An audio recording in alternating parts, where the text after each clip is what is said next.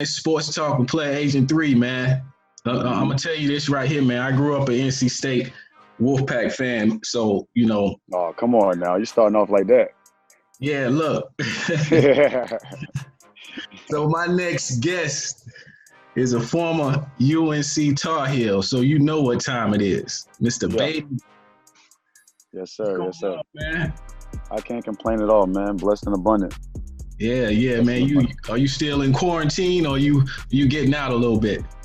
I'm in quarantine. I went out today. Like, we went to the park the other day. Got some fresh air. Just try to take advantage of the time that we do have. So I'm outside. I'm not cooped up in the house all day, but I get a chance to go out and get some fresh air for sure. All right, man. So let's jump into it, man. You grew up in the New York metropolitan area, New Jersey, to be exact, man.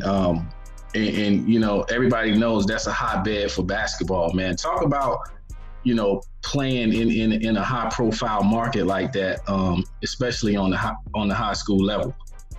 Yeah, it was, for me, it was a lot. Like, I began to be noticed or popular, whatever you want to call it, around high school.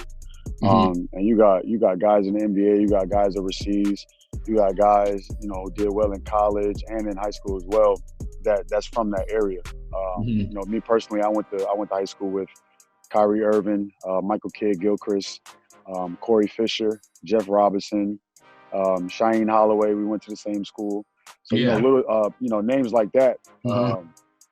You're never going to forget those names. I just did a live video with Durant Scott yesterday, or the other day. Right. He's one of my guys. I actually just saw Lance Stevenson the other day, and we got a chance to kick it and catch up. Me, him, and Devin Ebanks. We actually went to Indiana on a visit together. So we all was in the same area, and it was good just to catch up with those guys. But that area right there, the tri-state area, even Philly, my boy Malik Waynes, a couple other cats, Cheese, what they call him? They call him Cheese. I can't think of the top of my name. I can't think of the top of my head right now. I know I'm missing his name. He gonna be mad if he see this interview. But like I said, this tri-state area, man, it's a lot of ballers. We grew up around it our whole lives. So right. To be from there and be well recognized and hold my own, I feel honored for sure. Yeah. So who did you have that one person, man, that inspired you to play basketball? I mean, your father, or just it could be any player, man, that you pattern your game after. Tracy McGrady. McGrady was Tracy McGrady was my childhood favorite. Still one of my favorite. It kind of varied. We got hurt. When he got hurt, Dwayne Wade became my favorite player. So those guys, watching them play, growing up, nobody really in my family really, went to, well, they played basketball, but the level I play at now, nobody really went that far. My dad was All-American in football. But, the athleticism and, the skill that I get on the basketball court definitely came from some members of my family. But I would say the guys I looked up to the most was Tracy McGrady and Dwayne Wade. Okay.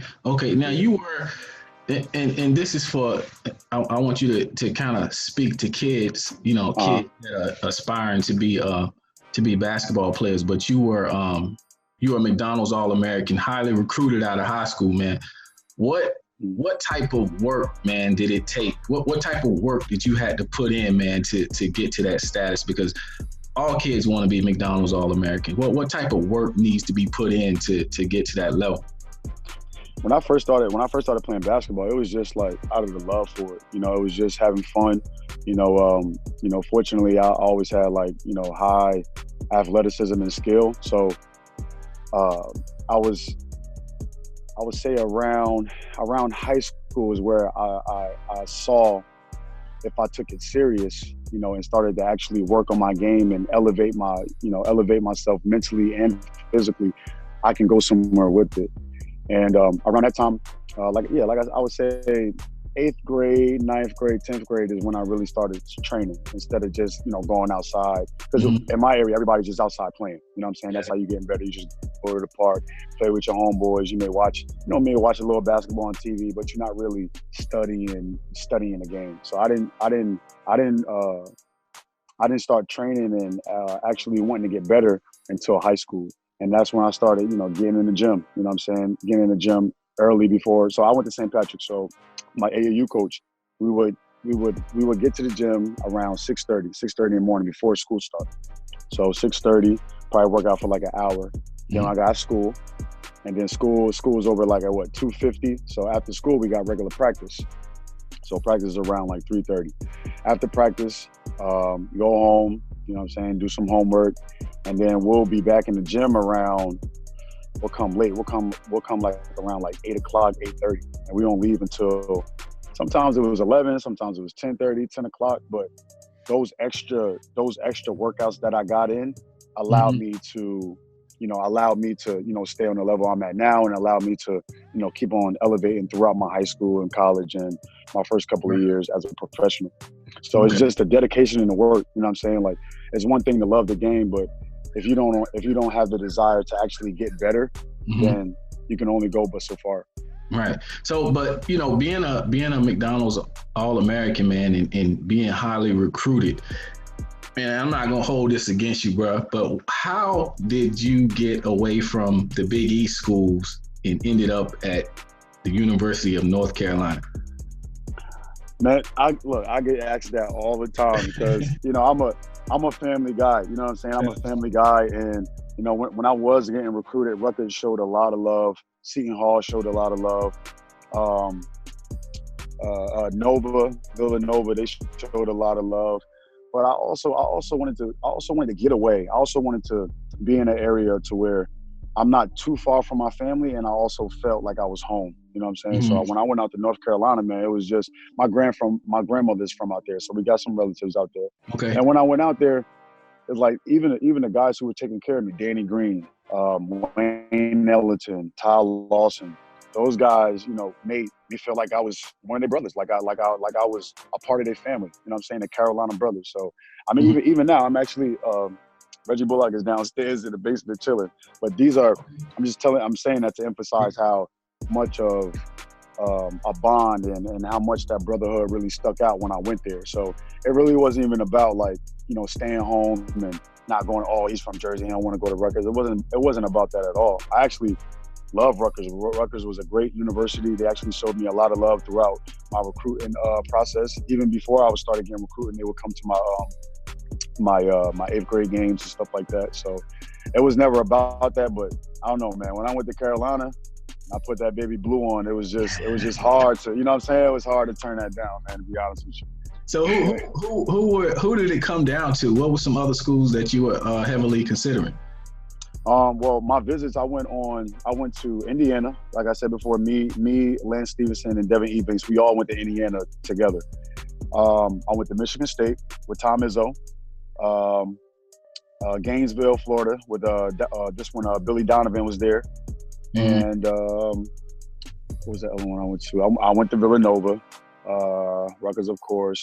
But my last 3 picks before I committed in my junior high school year. So my last 3 options were Carolina, of course, Florida, and Michigan State. Okay. So those were my top 3. But actually, like Calipari, this is before Calipari actually went to Kentucky. He was at Memphis. Memphis, yeah. Yeah, and at this time, DeMarcus Cousins had committed, and Eric Bledsoe had committed.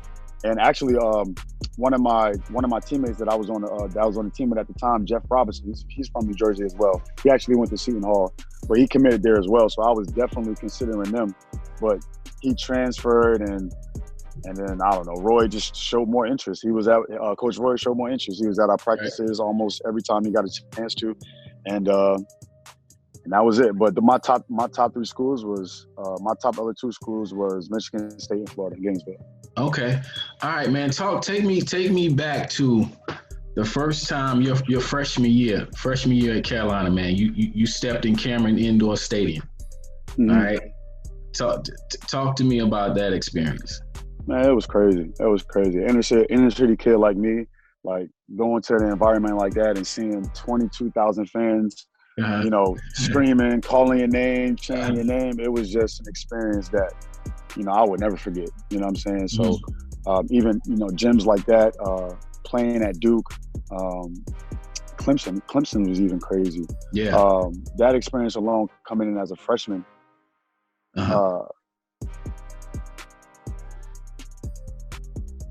In time, like there'll be times where I had to catch myself and be like, I'm really out here. Like these people are really here to see me perform.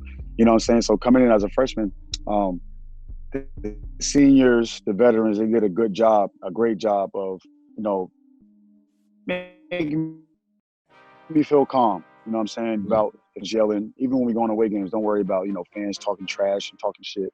Just play a game. You know what I'm saying? You've been playing basketball pretty much your whole life. That's what you're here to do. Go out and have fun. So one of the things I focused on while I was as a freshman is to continue to play the game that I love. You know what I'm saying? Not get caught up in the politics and, you know, not listen to the fans. Because, you know, at that time, Twitter was fairly new. You know what I'm saying? So you get ats from people you don't even know. Like, you suck, and, you know, a kid like me, that's where we come from. We come from the trash. So me, I'm ready to respond. But they had to, you know, say we can't say certain things to the fans and all that stuff. I had to learn all of that. But as a freshman, I definitely learned a lot, you know, especially, you know, being by myself, you know, taking care of myself, being in college by myself. I always had my mom, my dad, and my family being supportive. And that's another reason why I wanted to be at Carolina, because, you know, that type of school, my parents and my family that supported me, they had no problem driving me down. You know, if I would have went to like UCLA or anywhere else, it would have been a challenge. But yeah, man, as a freshman, what I focused on the most is just continuing to work on my game and continuing to love what I do and just go out there and be myself. Did you have a welcome to the ACC moment? Did somebody did you get dunked on or? Oh yeah, yes I did. It was Nolan Smith. We played Duke. He had 32 on me. He had 32 points on me. And you know me, I'm like, you know, in my head, I'm like, ain't nobody scoring 32 points on me. You feel me? Not even Nolan Smith, because at that time, like, I had to find my niche at Carolina. We had all top guards, top of McDonald's AllAmerican. We had everybody. You know what I'm saying? So they didn't need me to be the same player at St. Pat's. They needed me to be that, but they needed me to be more. You know what I'm saying? So I had to find my niche, and that niche was defense. You know, so I actually bogged down on defense, like, you know, made sure that nobody would be able to score 32 points on me. But he just had a night where I just couldn't stop him, man. He just kept hitting. I couldn't do anything about it. And that was a reality check for me. It's like, oh, okay, like this dude's on this level that is really, you know, that's really nice. This ain't no walk around. So Nolan Smith definitely gave me my wake up call. Yeah.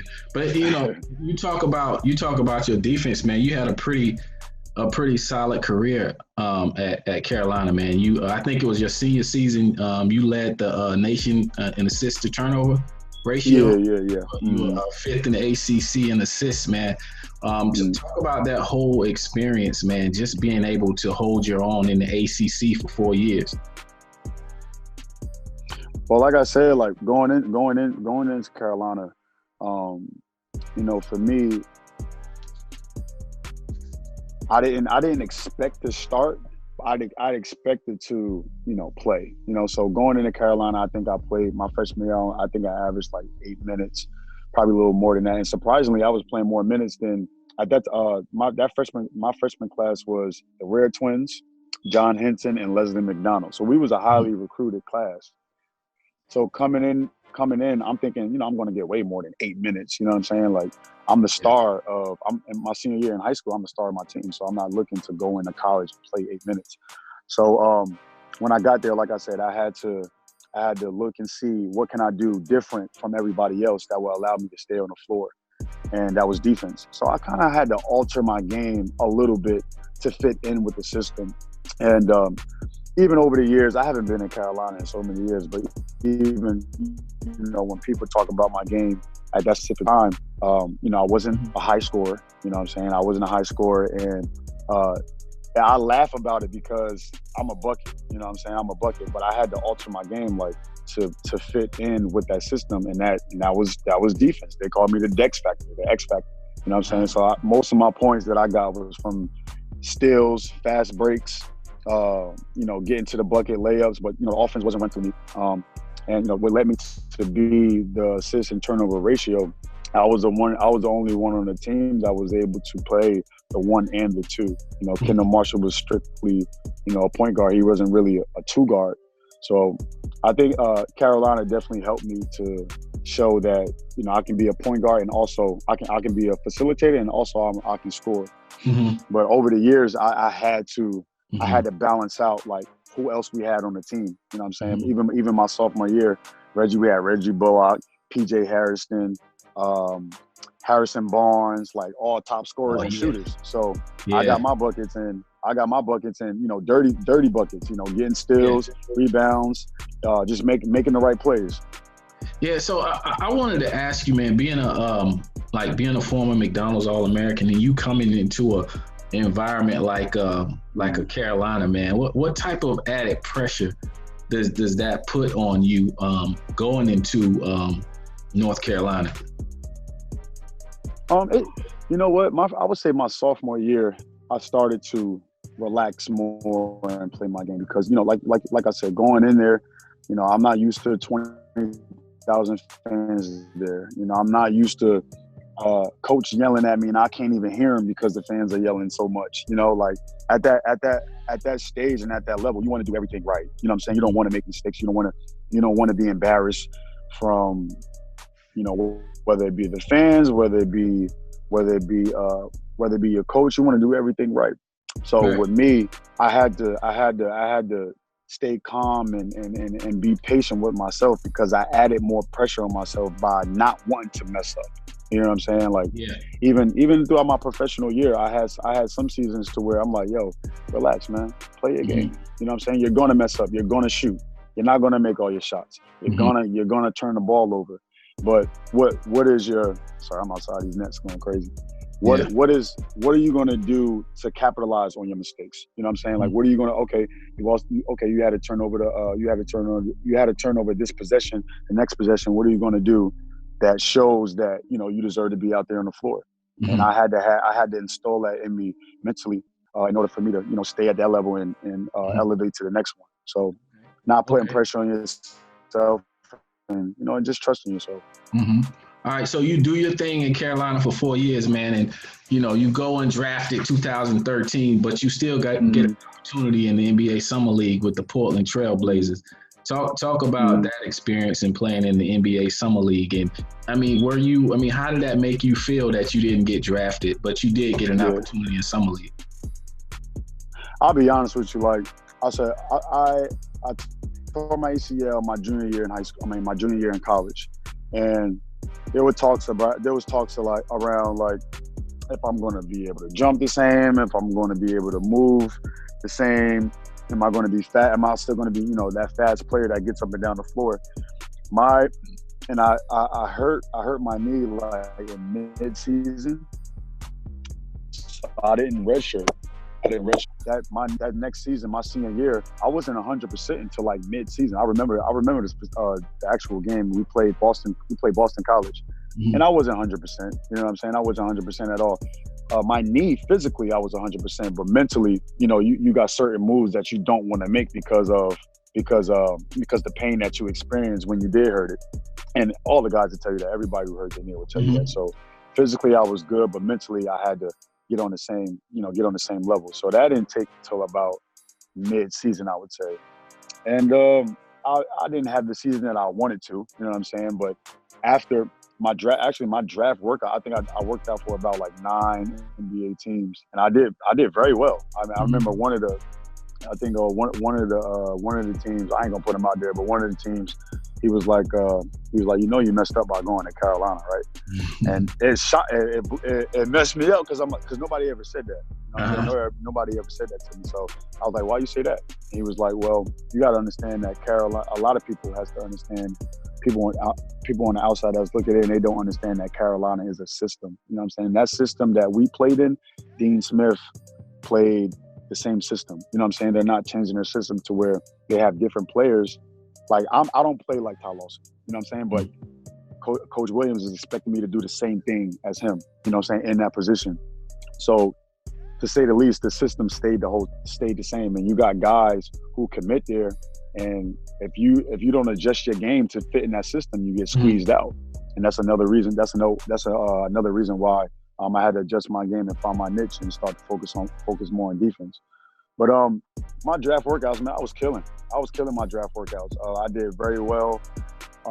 Offensively, defensively, they would do like the agility test, 40-yard dashes and the jumps and all that stuff. I pretty much was the number one or top 3 in all of them. But one of the questions that the GM told me, he was like a lot of guys that watch your workouts now in these teams, their question is, well, why didn't he do that at Carolina? Not knowing that I had to adjust my game to fit in that niche. Because when I had these workouts for these NBA teams, they thinking like, oh, this must be his best day. You know what I'm saying? Like, instead of realizing that, oh, this is Carolina is Carolina. I wasn't the same player. Anybody who knows my game know I wasn't the same player from high school to Carolina to now. Now, if I was at Carolina right now, I'll probably average like 25 points. Now, if you average in 25 points at Carolina, first round pick. Oh yeah, it's a wrap. Yeah. First or second round pick, sure. Guys are not coming to Carolina averaging 25 points, and it's a reason why. You know what I'm saying? Like it's just a system. Yeah, look at Jordan. But yeah, a lot of people. Marvin, Harrison Barnes could have scored more. I mean, there's a lot of guys that went to Carolina that stat wise could have propelled, but. Carolina is such a great school, that if you can go there and average 8 points and still and still make millions and still, go to the level that you want to go. But that process, not getting drafted, I was surprised because I actually did very well in these draft picks. I mean, in these draft workouts. But, I didn't get on myself. I understood, that is business, it's politics involved and all of that stuff.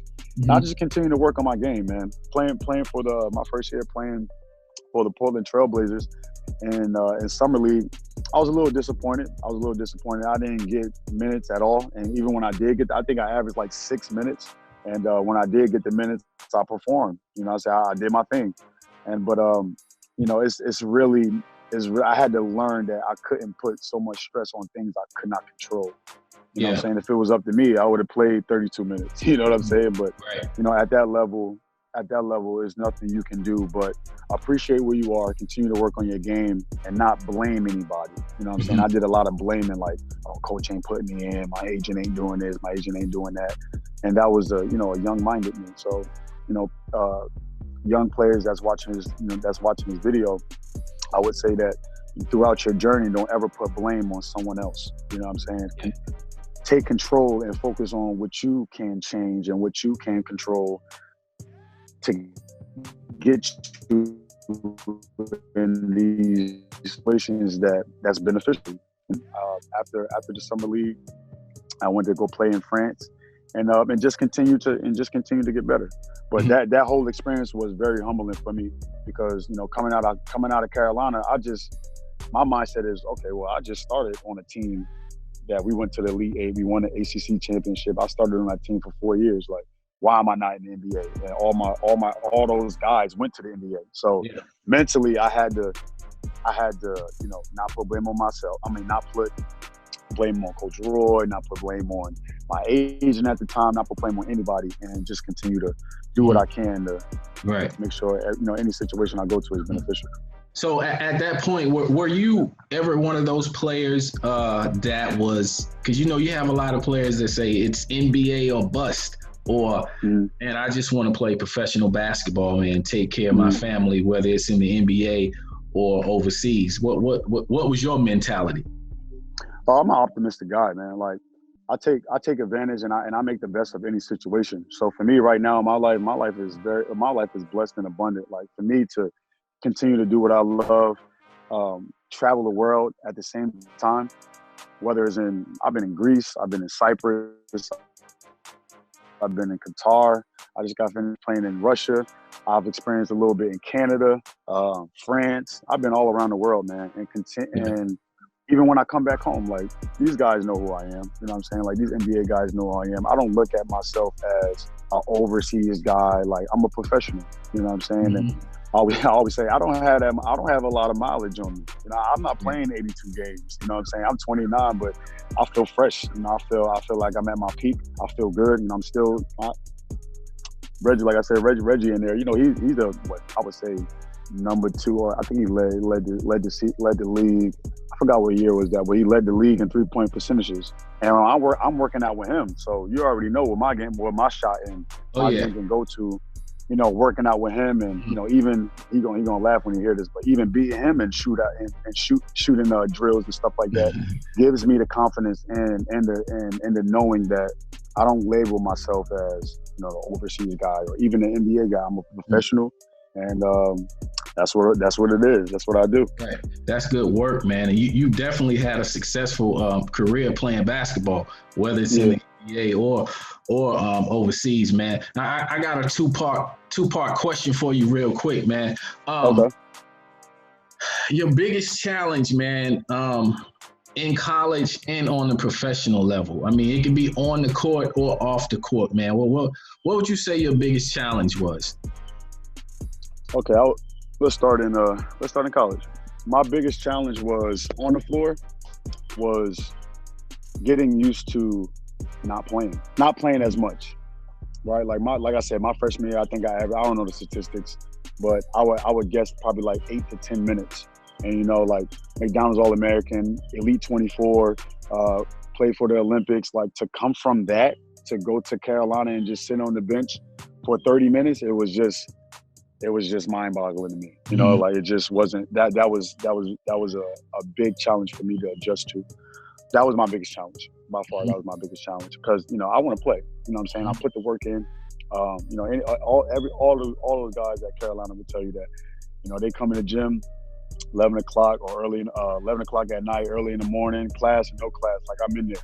So to put that much work in as a freshman and not play as much, I'm like, this don't make no sense. You know, I even had thoughts of transferring. I had talks with my family and the people that's in my circle about transferring, but, you know, I'm not a quitter. You know what I'm saying? Like I said earlier, I'm an optimistic guy, and I make the best of every situation. So I just adjusted, but that was definitely one of my challenges. Off the court, it's Carolina, man. Off the court, you know, you got the girls, you got the parties, you got so many other things that keeps you busy. So I would say, for me, I'm not gonna lie, I'll be transparent. It was the girls. It was the girls. It was the attention that we got from just being at Carolina.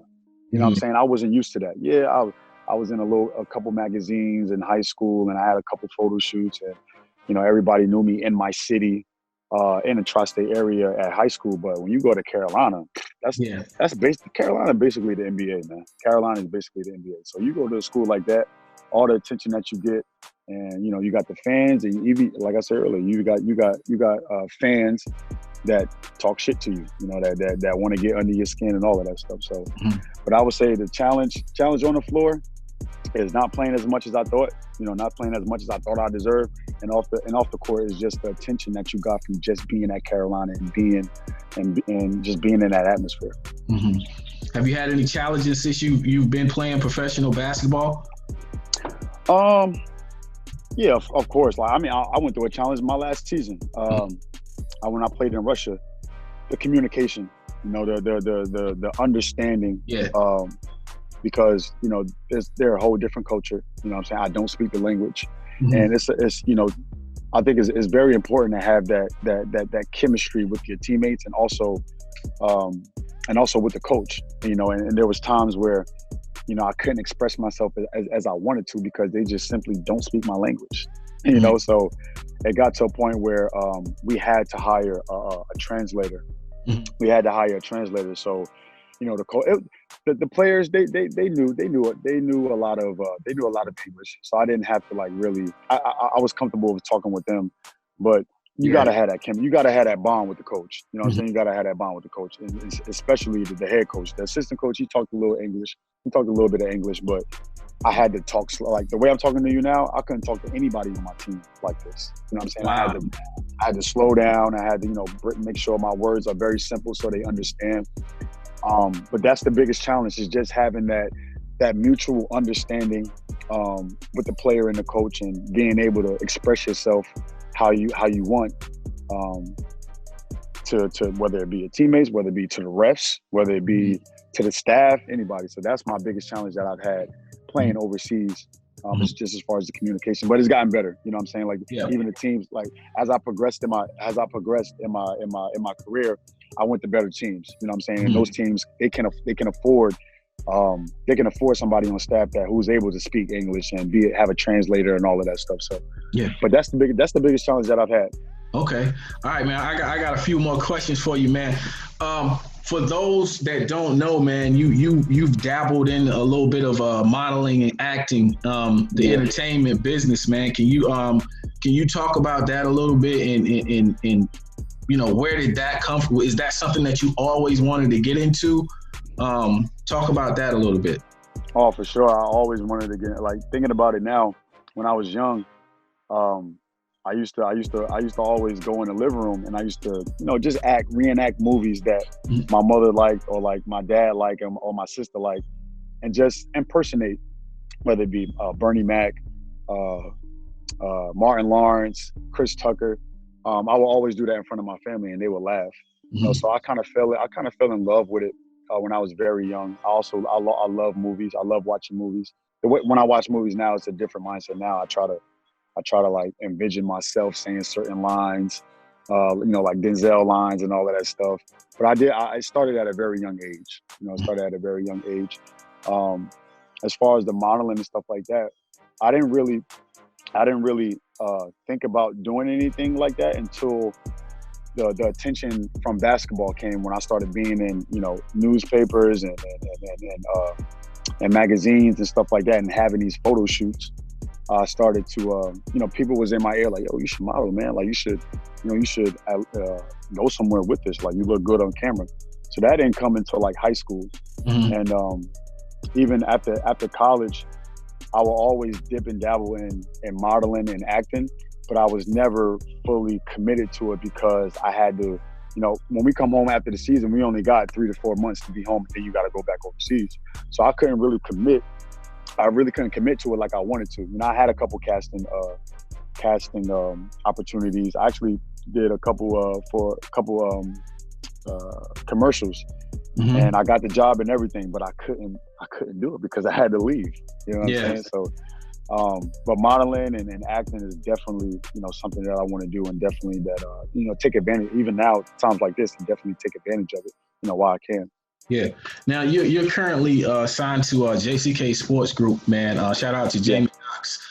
What do you in terms of having a good management team, man? For basketball related activities as well as off the court, man. How important is that to you? It's very important, because my life is bigger than basketball. You know what I'm saying? Like, and it's also bigger than entertainment. Like I'm venturing off and learning about real estate, learning about how to build a business and all of this stuff. So being on being with the agency that is able to capitalize on other things than just the entertainment side is beneficial for me. And that's why I appreciate, Jay and Rhonda and all of and our staff that can get me get me opportunities and things that I'm already interested in. So for me, it was very important, and that's why I love everything they do for me. Yeah, and shout out to Rhonda Marie, man, the Goldie Bell. Yes. Man. Yes, shout out to she's out here, man, putting that work in. She is. She definitely is. So what's next for Baden Jaxen, man? We got to see, man. We got to see. I'm waiting to hear back from, what's going on with this quarantine situation. I know a lot of guys is waiting to see, like, what's up, whether the season is going to, I don't know when the next season is going to start, when training camp is going to start. Yeah. Even with the entertainment side, all this, the social distancing, like you can't go to certain casting and modeling, all that stuff. Like, I really don't know, but hello? Oh, yeah, sorry about that. A call came through. I really don't know, but in the meantime, I'm definitely staying on top of my game, working out every day. I have more time to work on my mind and my spirit is what I appreciate now. But just staying ready. Just staying ready. Just waiting to see what's up. I know it's still a little early, and guys is getting a little antsy about what's their next move. But I'm definitely staying ready for anything that comes up. All right. Last thing, man. Free game, man. You gave me some free game earlier for the kids, man. But this is the last part of the show, man, where I asked the guests, man, to give some free game. It could be about life. It could be about basketball. It could be about anything, man. Just give us some free game. My free game would be yourself. Be yourself. Don't try to be like anyone else. You know what I'm saying? Like, be inspired by other people. Be influenced by other people. It's okay to have role models and stuff like that, but you want to get what you want to add to yourself what they have. You don't want to be like no one else, because you get in the sense of comparing yourself, and when you compare someone, it leads to unhappiness. Mm-hmm. I'm sorry, man. This is my trainer. He keep calling me. You probably want to find out when I want to train. But I would say don't compare yourself. You're the only person on this whole universe for a reason, and honor that. You know what I'm saying? Honor that. Learn what your passion is. You know what I'm saying?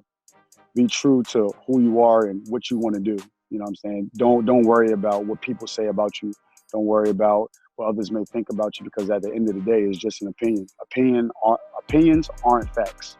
Everything factual about you is what you think of yourself. And everything you think of yourself is a mirror of what you see in your life. So if you see somebody, I believe that everybody in your life is a mirror of what you judge and what you're not. I mean, of what you are and what you judge. Mm-hmm. Because to know yourself, you have to see what you're not. You know what I'm saying? So people that's coming in your life, and to everybody that's in your life and everybody that's in your circle, learn from them. You know what I'm saying? Take what you can from them and add it to your life, and allow yourself to elevate to the next level. So stay true to who you are. Always pay attention to what you're thinking about yourself and others, and stay true. Stay true to who you are. That would be my free game right there. There you have it, man. Baden, man, I appreciate this, man. I really appreciate you, man. I wish you nothing but success, man. I appreciate that. The time I don't wish you success is when I play. And I'm sure I knew that was coming. Yeah. I get it all the time. People are surprised that he's my agent, man. Even though he went with the Pack. It's all good, though. Yeah, we got another Carolina guy on the roster, too, Justin Pierce. So Okay. It's all good. It's all love, man, at the end of the day. But yeah, man, I appreciate it, man. Thank you for coming on Sports Talk with PlayerAgent3. I appreciate you, too, man. Appreciate it.